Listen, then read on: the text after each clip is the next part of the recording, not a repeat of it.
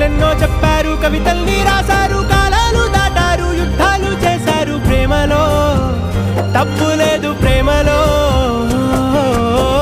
వేల వేల వెన్నెలంత నీదవాలి వెలుగునంత మోయమంటే నేను ఎంత రే.